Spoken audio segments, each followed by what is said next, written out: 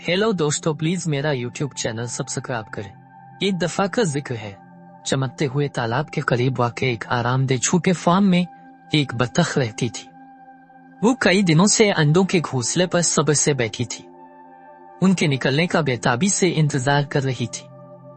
आखिरकार एक रोशन और धूप वाली सुबह अंडे एक एक करके फटने लगी।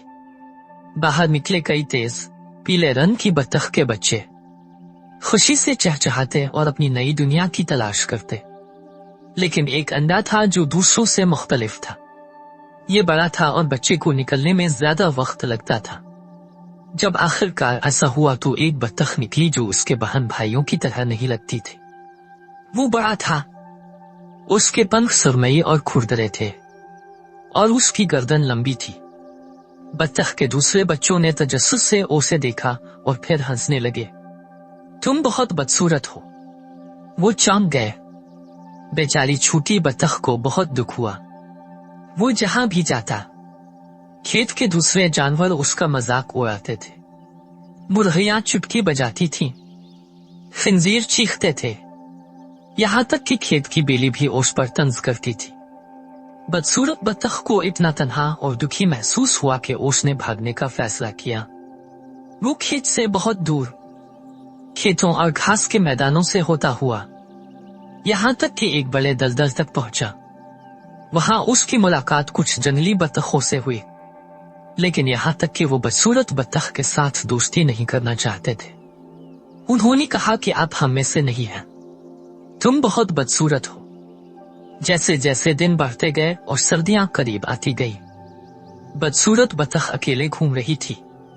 पहले से कहीं ज्यादा ठंडा और तन्हा महसूस कर रही थी। एक दिन वो बर्फ से जमी हुई एक खूबसूरत छेल से ठोकर खा गया।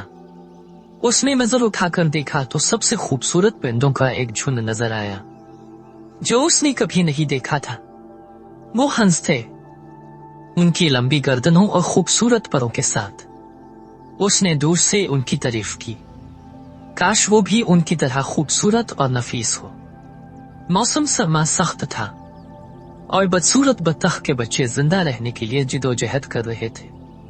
लेकिन आखिरकार बर्फ पिघल गई, फूल खिले और बहार आ गई। बतख के बच्चे ने, जो अब बहुत बड़ा था, झील की तरफ वापसी का रास्ता तलाश किया। उसने पानी में अपने अक्स को देखा और ये देखकर हैरान रह गया कि वो एक खूबसूरत हंस बन गया था। जब वो खूबसूरती से तीर कर झील के इस पार गया तो दूसरे हंस खिले परों के साथ इसके करीब आए।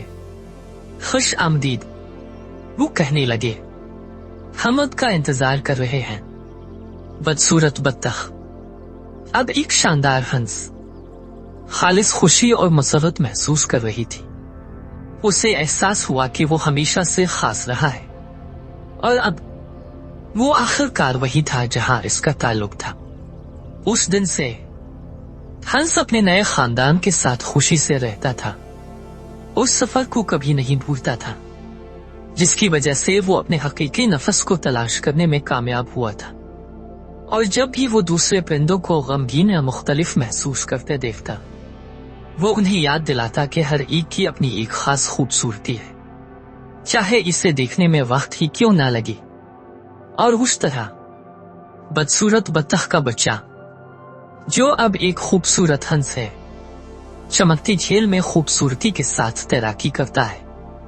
उसके इर्द गिर्द ऐसे दोस्तों से घिरा होता है जो उससे मोहब्बत करते थे कि वो वाकई कौन था। हेलो दोस्तों, प्लीज मेरा यूट्यूब चैनल सब्सक्राइब करें।